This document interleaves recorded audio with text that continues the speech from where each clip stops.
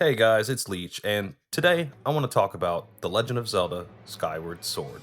I've had a copy of the HD version laying around for a few months now, and I decided to crack it open and revisit this divisive title. As most of you know by now, this game was heavily criticized by fans when it released back in 2011. There were complaints of the motion controls feeling unreliable and gimmicky. Fi was intrusive, annoying, and bland. The art style was stunning, but was clearly being used to cover up the low quality textures. There were game breaking oversights causing players to soft lock their save data. The sky wasn't used to its full potential. The boss fights were either some of the best the series had to offer or the absolute worst. The story was underwhelming, and the game felt extremely long due to only having 3 regions and an immense amount of padding in between those regions. And from what I can tell, all of those complaints were valid, but I don't share the same sentiment. When Skyward Sword first released, I was 16 years old, and back then I just didn't have the tools to form a nuanced opinion of the game. I just enjoyed it. Although the few bad things I can remember have stuck with me all these years later. I wasn't a fan of going through the same 3 regions 3 separate times. I hated fighting the imprisoned 3 times, and I definitely remember being unimpressed with the story for the first 2/3 of the game. That being said, there were a lot of good things I remember too. The motion controls never bothered me. I was Nintendo's target demographic at the time, and the novelty of motion controls hadn't grown stale for me quite yet. Being able to have one-to-one swordplay was epic as a kid. You were essentially placed in Link's shoes. You weren't pressing a button to make Link swing his sword. You were Link, and the Wiimote was your sword. Some of the boss fights from this game are on a whole other level compared to previous entries, with characters like Galactos, Girahim, and even Demise testing your skills and pushing the one-to-one swordplay to its limits. At the same time, we have some of the worst boss fights to date, in my opinion, with characters like the Imprisoned, Scaldera, and my least favorite, Tantalus. This guy looks like he belongs on Yo Gabba Gabba. Maybe Monsters Inc. I had a lot of mixed feelings about some aspects of the game, but overall, I remember loving it. One of the coolest things for me was realizing that I made the Master Sword. I distinctly remember being upset that we were forced to use the Goddess Sword instead of the Master Sword during the early sections of the game, not knowing at the time that the Master Sword was being created in my very own hands. Another great revelation for me back then was the dialogue you have with Demise once you've defeated him. As many of you know by now, upon Demise's defeat, he places a curse on Link, Zelda, and himself to forever be locked in battle across time.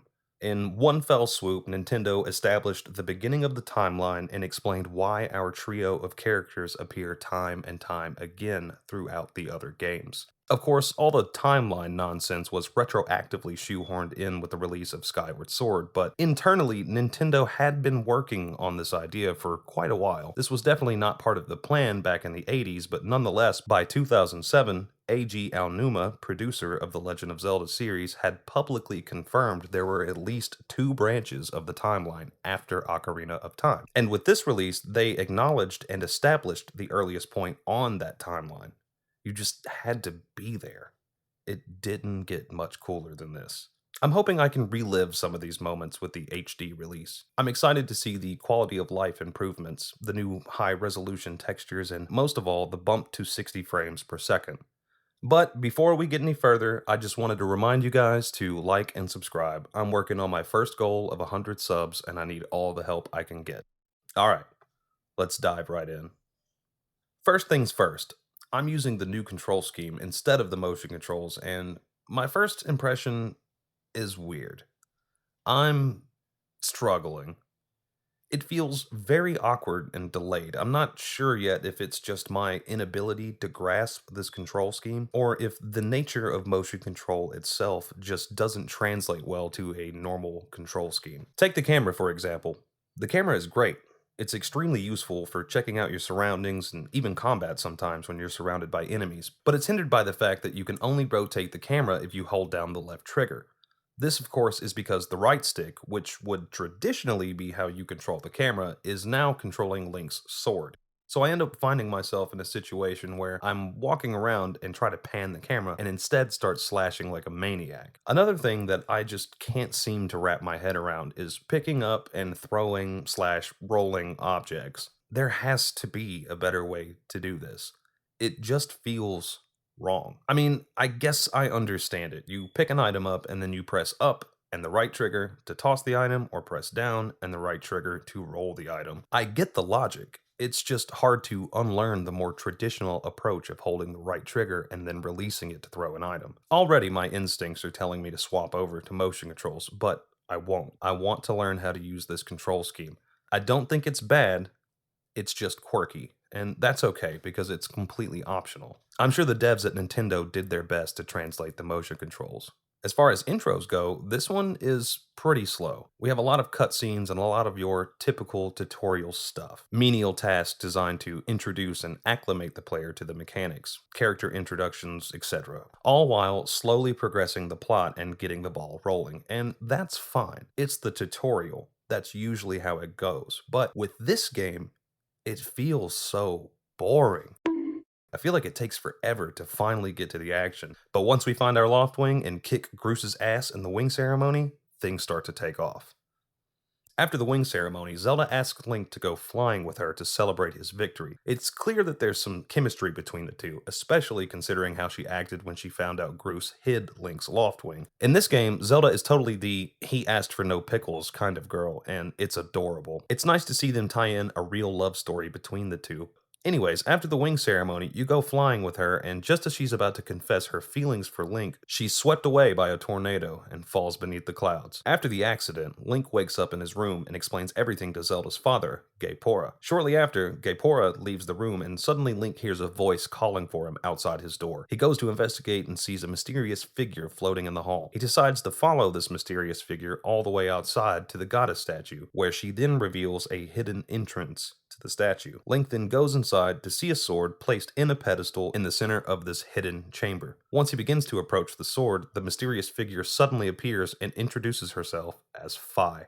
Fi then goes on to explain that both he and Zelda are major parts of a greater destiny, and if Link ever wants to see Zelda again, then he must take this sword and meet his destiny. This. This right here. This is the classic Zelda formula at its finest. A call to action, destiny, good and evil. We have the hero, we have the sword, we have the damsel in distress. In the post-Breath of the Wild era, things like this really stand out. Of course, we have those same elements present in Breath of the Wild, but their impact doesn't hold a candle to the impact here in Skyward Sword. The more that I play this game, the more I miss these classic Zelda elements. Skyward Sword got a lot of things right.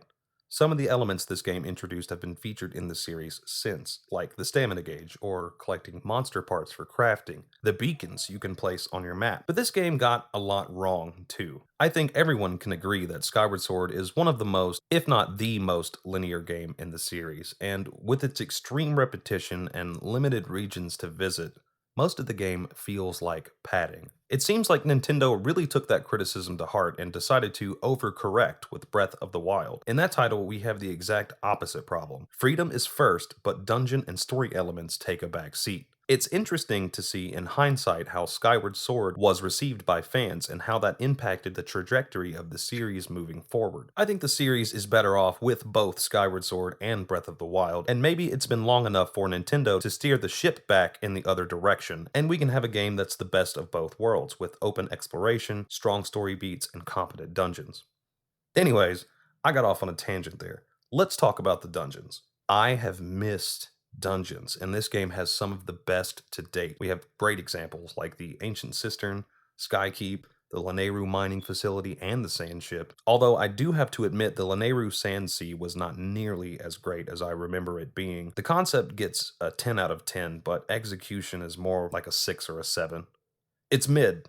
There, I said it. Don't even get me started on Tantalus. Somehow they boiled down all of the worst aspects of Skyward Sword's art direction, which I do like, by the way, and made one massive, hideous, and childish looking boss. I remember being so disappointed by Tantalus years ago. The buildup is fantastic. Seeing the tentacles crash through the ship and having to slash through them to escape is really cool, but then they drop the ball when you walk out onto the deck and actually see him. The Ancient Cistern is probably the best dungeon on the list here, and it has far and above one of the best boss fights in the game. That fight being with Kalactos, of course. I remember struggling with Kalactos back in the day. His many phases and multiple arms were a lot to deal with. I didn't have too much trouble with him this time though, and it feels so satisfying to tear him limb from limb and beat him down with his own arms.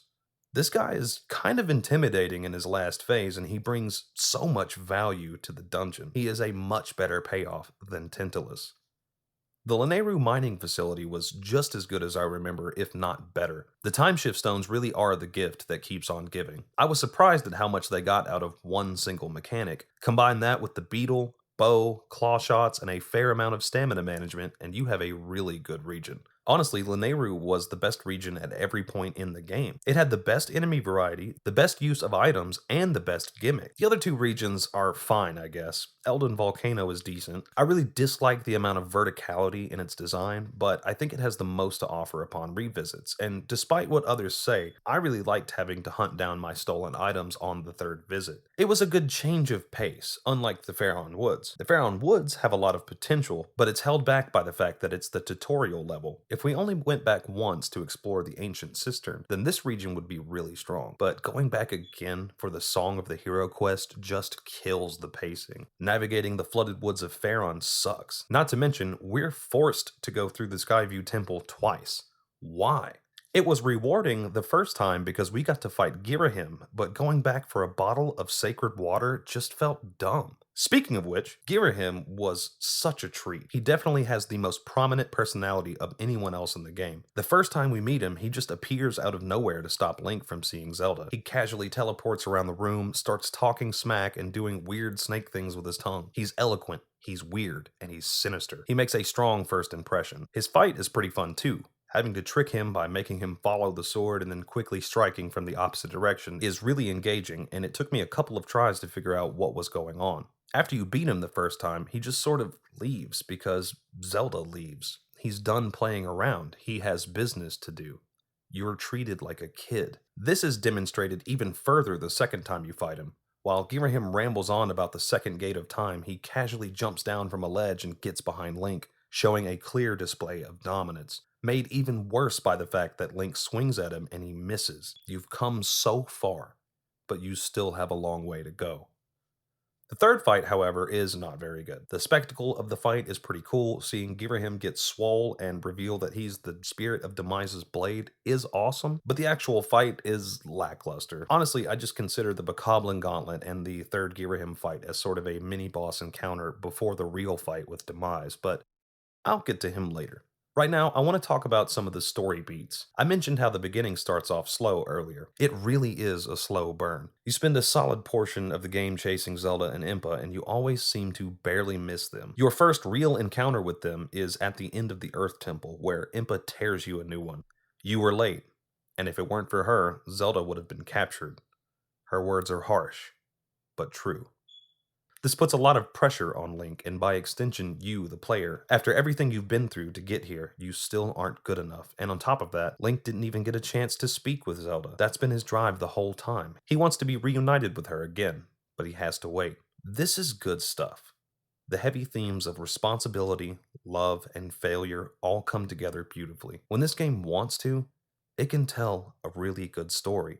And that's not even the best cutscene in the game. There are quite a few moments like this. The first two that come to mind are your next encounter at the Temple of Time, where you get to save Impa from a surprise attack from Girahim. And I'm just going to speak on behalf of all of the fans of Skyward Sword. It's mandatory that you reply with, "Am I late?"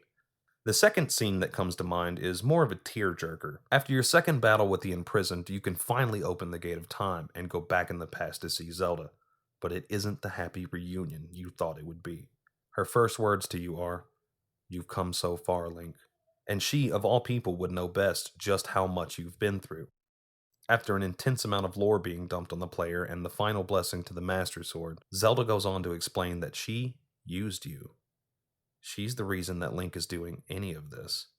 She, as in Hylia, transferred her soul into Zelda because she knew you would do anything to save her. I was shocked by how mature this piece of the story was. It's clear Zelda is having difficulties with her newly found divinity.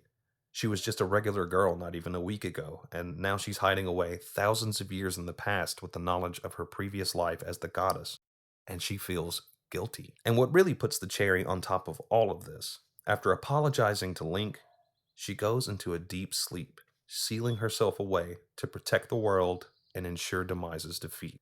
It's so bittersweet. With the end goal now in sight, Link goes on a quest to learn the Song of the Hero in order to find the location of the Triforce and rid the world of Demise forever.